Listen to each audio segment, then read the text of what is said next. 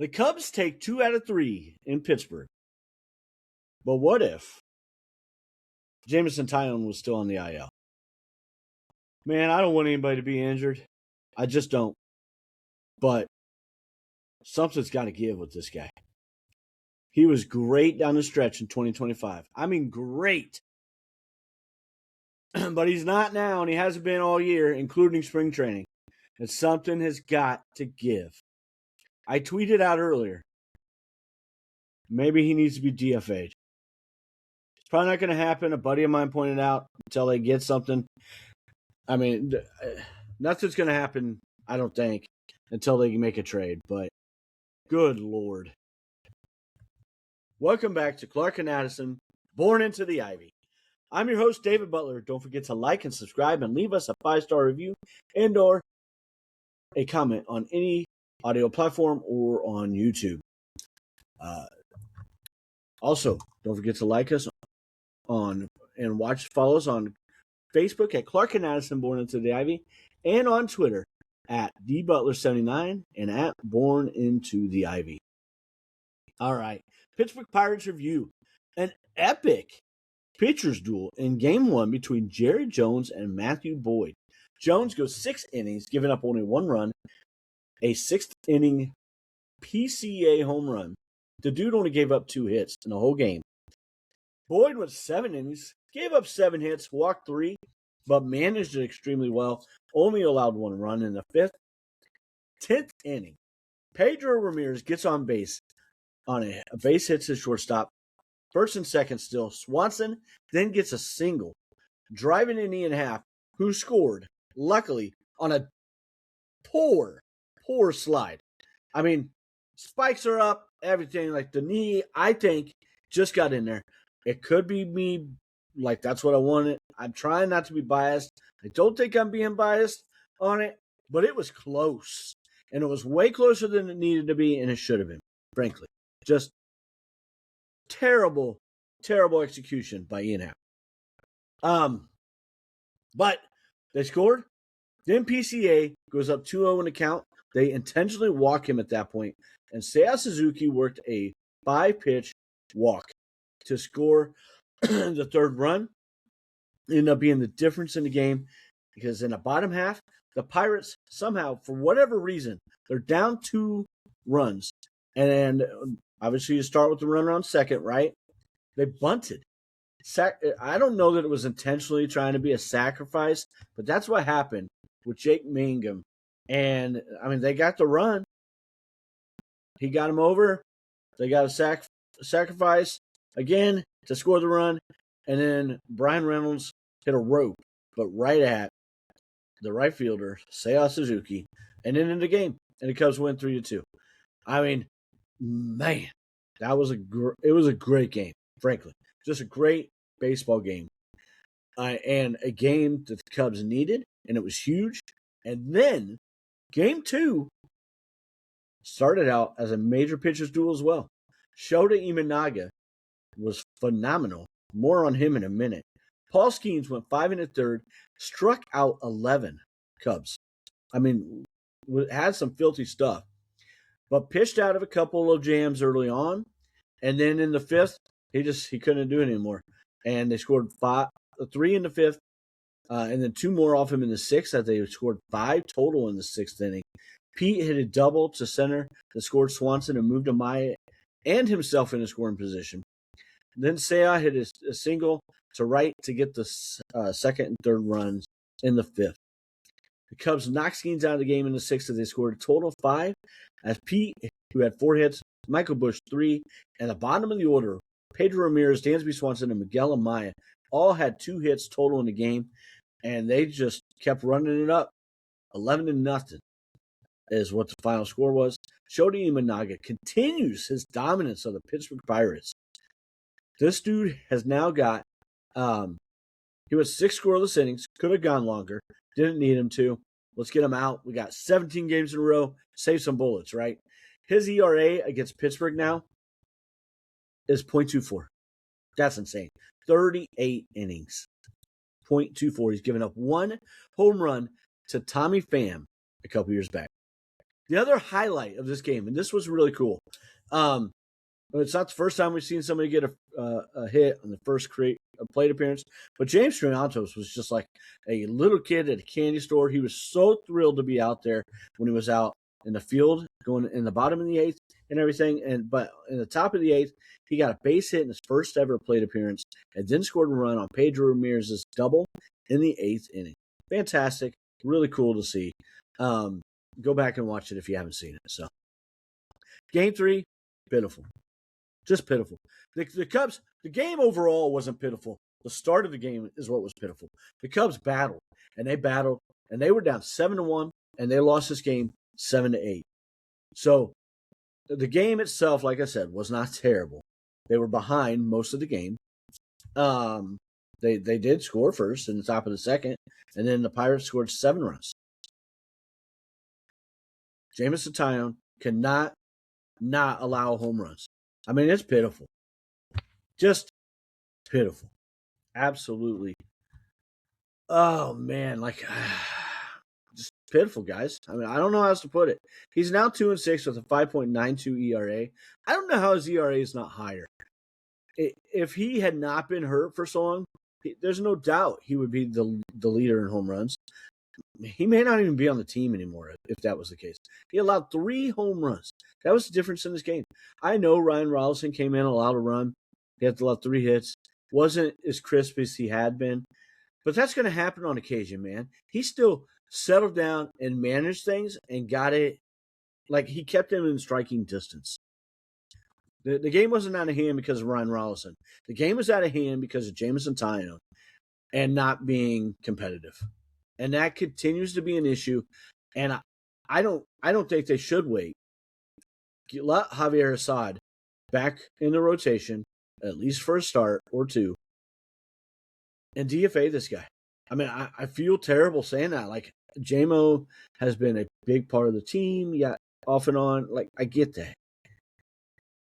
But we're in the middle. We can't keep losing ground on the Milwaukee Brewers.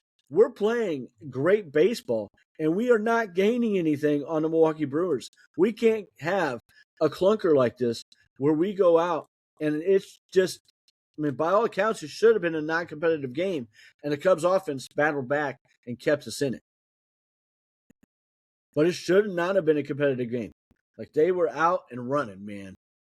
And that's all on JMO. Every bit of it was on JMO. Every bit. And I feel terrible saying it, but reality is reality, man. And he should not be on the roster.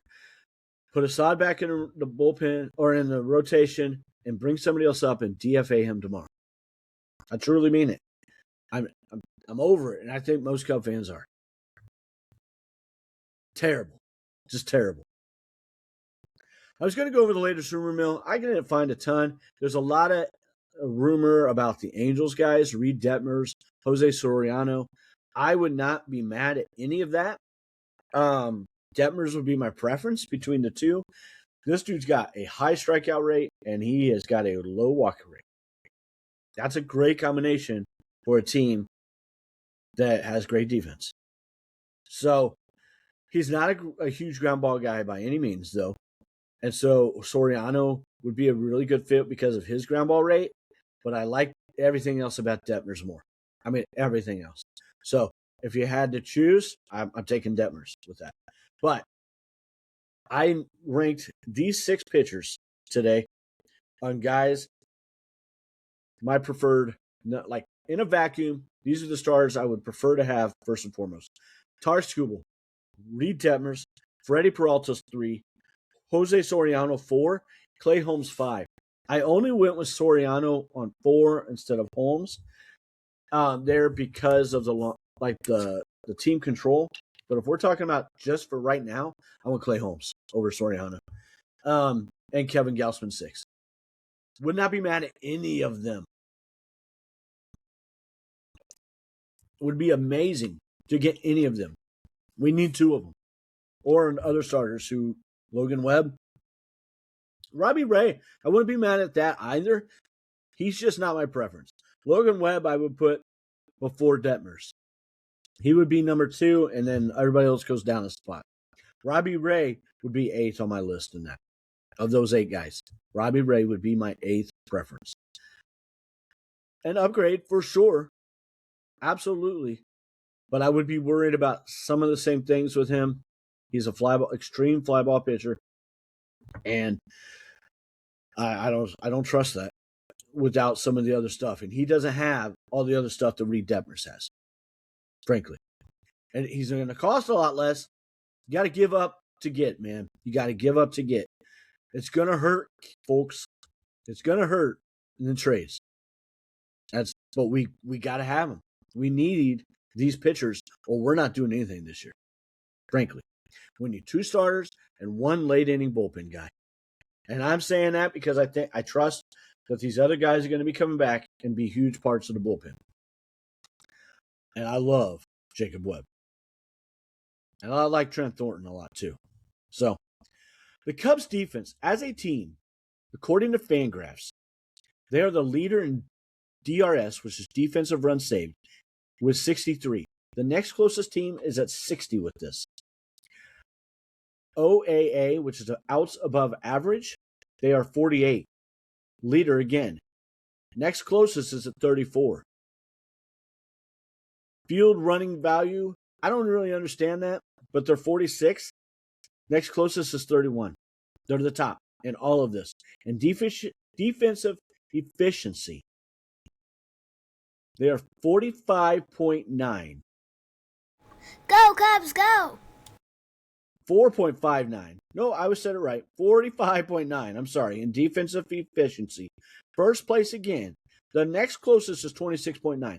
This might be, and I'm going to say this might be the best defensive team in all of the history of Major League Baseball. I want somebody to tell me a better defensive team than this team. Individually, I did not do catcher for this because the Cubs didn't have anybody who qualified. I wasn't going to go through a ton to go look to see where Carson Kelly ranked and everything else. But as a team, or individually, Michael Busch, first base, is 3rd and outs above average, OAA, with 4.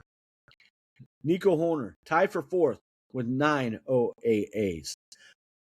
Alex Bregman, tied for 3rd with 4 OAAs. Dansby Swanson, tied for 3rd with 10 OAAs. If you don't know these guys' position, I'm shocked you're listening. So, but Busch, first baseman, Nico, 2nd, Bregman, the 3rd baseman, and Dansby, the shortstop. The left fielder, Ian Happ, 7th. The worst of all these guys. 7th in baseball. Not in the National League. This is all of baseball. He's got 0 OAAs. I'm shocked by that. For all the hate I have given Ian Happ lately, this dude has been playing stellar defense. I mean, stellar. Give the man his flowers when he's deserved. Stellar left field defense, for sure. And Pete, first in all of baseball, but at center field too, with 20 OAAs. Outs above average. And right field, Seiya Suzuki is 4th with 3 OAAs. Phenomenal. I mean, just phenomenal. This is an amazing defense. This is a really good offense that needs more consistency. I do not disagree with that. But it has been better lately, and it continues to be. They don't have as many clunkers. The clunkers are going to happen, folks. They're just going to happen. And to pretend like they're not is crazy. I lost where. Okay, there it is. On Ian Happ, before I go to injuries, I found this Carson Wolf at the Wrigley Wire.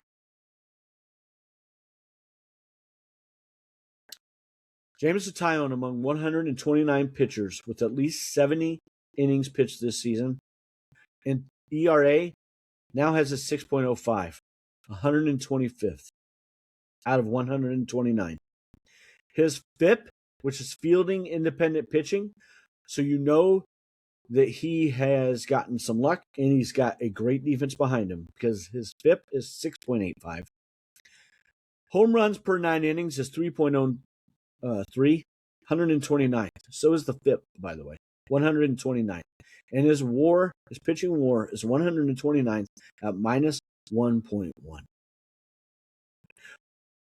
The last 3 rank Dead last among all pitchers who have 70 innings or more pitching. Dead last. It's time for him to go. Last year, it doesn't matter. Right? No contract matters at this point. It's time for him to go. I hate it. It sucks. But it's reality, and it's what's best for this club right now and for the rest of this season.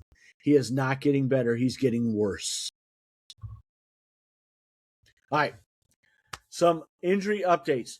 Hobie Milner threw a live BP today. Haven't heard how it went. It was in South Bend. Phenomenal news, though. If that goes well, he will most likely be going on a rehab assignment. He is expected back early August.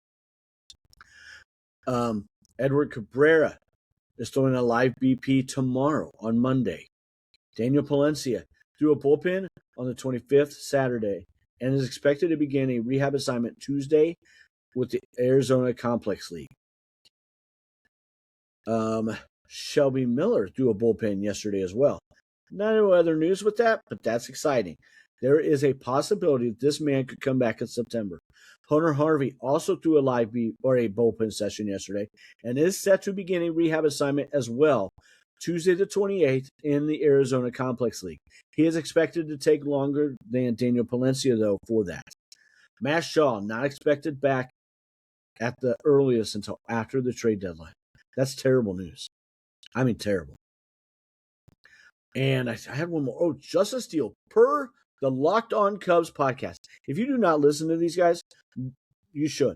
For one reason and one reason only. Sam Olber. The dude, he is negative at times, no doubt. But he is worth listening to. And he's worth following on Twitter as well. Phenomenal. Love listening to this guy. I like Matt Cozy. Sam Olber is the reason I listen to these guys. Steele has been through, but Sam Olber said, Steele has been throwing bullpens and is feeling good after them. No real idea as to what this means. This is just me paraphrasing now. But looking possible for a return in August, late August, or September. I mean, absolutely huge. I just named a ton of arms for the bullpen, and that's why I say they only need one late inning guy. One. I don't think they need more. I could be wrong. Been wrong before in my life. But you only got so much prospect capital here, folks. And we don't want to trade it all. We need 2 starters. That's the priority. And a late inning bullpen guy would be huge. I mean, huge for the addition of this team. The St. Louis Cardinals preview. Probable starters. On Monday, we got David Peterson going as Matthew Liberatore. I, on the last podcast, went over why David Peterson has been far better than people think. But this is the team that he got crushed against on July 3rd. He pitched against Andre Palante. Palante, best start he's had against the Cubs in a while. Terrible start for David Peterson, right? No way this happens again. He's going to bounce back. I truly believe that. I truly believe it, okay? He's 5-7, 5.97. He's going against Liberatore, 5-7 with a 5.18 ERA. He has not been pitching well lately. However, Liberatore is 2-2 with 12 games, 6 games started against the Cubs with a 3.38 ERA. In May, he shut us down, but in July, he got knocked around some. So, I mean, a little bit of good, a little bit of bad, right? I like our chances. We hit lefties well. We hit lefties very well. A 119 OPS or WRC plus, 107 against righties. The Cardinals are 97 WRC plus against lefties and a 95 against righties. We have 3 lefties going. So they're slightly better against lefties, but we need to manage that. I think we've got the guys who can do that. On Tuesday, we got Colin Ray, 7-7 with a 4.86 ERA versus right-hander Michael McGreevy, 4-8, 3.07 ERA. Terrible record. Great ERA. I'm shocked by it. Dude must not be getting any run support. So McGreevy is 1-1 in 3 games with a 4.70 ERA against us. That was all in 25. He has not pitched against us this year. Colin Ray, 4-3 in 12 games, 10 games started, with a 3.21 ERA in his career against the Cardinals. This dude this year, though, against the St. Louis Cardinals, is like Shota Imanaga against the Pirates. 3-0 with a 0.98 ERA in 3 games this year against the Cardinals. Shut him down, Colin. Shut him down. On Wednesday, we got Matthew Boyd, who is 6-1 with 3.81 ERA and rolling against Dustin May, 5-7 with a 4.9 ERA. May is 1-0 in 2 games started in his career against the Cubs, 7.84 ERA. He got shelled in 25 against us. Had a really good start in 23 when he was really good. Who knows what's going to happen there, but I like Boyd. Boyd is 3-2, 6 games started against the Cardinals with a 1.91 ERA. We need to, at the worst split, but we need a 3-1, to be honest. We need a 3-1 in this series. And on Thursday, the only game that's not 7:45, a 7:45 Eastern time start for Monday, Tuesday, Wednesday. On Thursday's 2:05, I think. Obviously, take away an hour there for the Central Time. Shota Imanaga, who is 7-8 with a 3.72 ERA, going against Andre Pallante, 11-6 with a 3.77 ERA. Pallante in his career, even though he shut us down on July 3rd, that was his best start by far against the Cubs. He is 1-4 in 14 games with 7 games started with a 4.34 ERA. The Cubs have had his number lately outside of the last start. Really quick on Shota. Over his last 8 starts, again via Carson Wolf, the Daily Wire or the Wrigley Wire. Love this dude. 45 innings in 8 starts, 2.00 ERA, 1.13 WHIP, 39 Ks, 10 walks. The dude has been electric and much, much better. Made some major adjustments. I love him in this. I like us. Monday is the pitching matchup that I like the least, but I like our offense against Liberatore. Peterson worries me a little, not a ton, a little. But I truly think he's going to bounce back here. We need to win 3 or 4. 3 or 4 is huge for this team if they can do it. Cardinals, we're in 3rd place. I haven't seen what was happening with them to. The game wasn't over yet. Let me update it.